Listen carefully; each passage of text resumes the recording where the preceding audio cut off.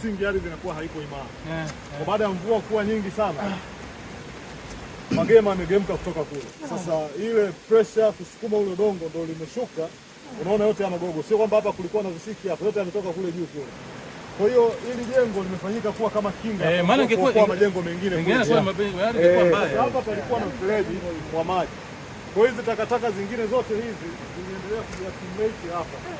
Baada ya kujiaccumulate hapa, manake na udongo na mawe ndio unaona mpaka kufikia hiyo leo. Sasa maji yalikuwa yanatafuta mpenyo yapite wapi?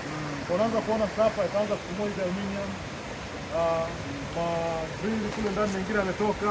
Kwa maji sasa ukianza kuangalia hapa yote yameingia ndani. Yameingia ndani na kwa kutafuta sehemu ya kutokea ndio ameenda kufumua nini? Milango kule ndani kule. Kwa milango kumekuwa na hapa kidogo hivi. Lakini unajua nini? Ingeondoka hivi lingeondoka yote. Kwa mimi niseme tu kikweli nashukuru. Ujenzi ulikuwa ni ujenzi uliozingatia viwango. Lakini usingezingatia viwango hiki ndio kulikuwa kipimo. Kwa sababu najaribu kuangalia kuna jirani yetu yuko hapo, nyumba naye hana, imeshachukuliwa. Alipona lakini alipona. Bahati nzuri sana hakuwepo. Nafikiri alikuwa ameenda na dada yake. Alikuwa ameenda na dada yake Mbeya. Lakini pia watoto ambao walikuwepo baada ya kusikia hizo hapana, najaribu kuja kuangalia ukutio narudi kule. Wanakuta nyumba tayari. Kwa hiyo naye unaweza kukuta ni Mungu alikuwa ameandaa namna kuokoa. Kwa hapo alikuwa na mfereji ambao ndo ulikuwa unapeleka maji kule. Lakini hapo juu hapo palikuwa na mfereji ambao ulikuwa unapeleka maji yanatokea kule. Sasa kwa sababu haya matakataka yalikuja kuziba mifereji. Baada ya kuziba mifereji basi ndio limetokea la kwanza. Pole bwana. Pole sana. Lakini pia hakuna maisha nani aliyoleta mtu yote. Hapana. Kwa wanafunzi walikuwa mshaondoka. Kuna mwanafunzi mmoja aliyefariki nao walifukiwa na kifusi alipokuwa anaishi na ndugu zao.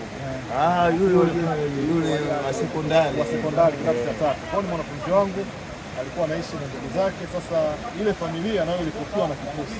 Kwa kwenye ile familia wamefariki watu 3. Kuna mtoto mmoja mdogo, kuna mwingine wa chekechea na huyo mwanafunzi wangu wa hapa. Wazazi walifanikiwa kutoka. Kwa hilo ndo ambalo nimepata kitu na kupoteza huyo mwanafunzi anaitwa Irene anaangise Kariema. Mheshimiwa, naam. Pole sana. Asante. Kwa sababu tumepita hapa tunajionea pia. Sababu hali hapa inaonekana hali ni mbaya sana. Lakini kama tulivyokubaliana nimesema mwenyekiti wetu hapa wanafanya tathmini. Tukifanya tathmini tunajua kama kitu gani cha kufanya, kitu gani kifanyike kwa haraka. Lakini tusubiri serikali ifanye tathmini tuangalie tunafanya kitu gani. Pole sana, lakini tunashukuru kama hamna maisha yaliyopotea. Lakini pia niwapongeza waliojenga hili jengo kwa sababu hali hapa ilikuwa mbaya sana. Sasa toka hili jengo kule mbaya, jengo lote lingeondoka. Lakini pia nafikiri kwa baadaye tuangalie, nafikiri serikali taangalia fanye tathmini pia kubwa.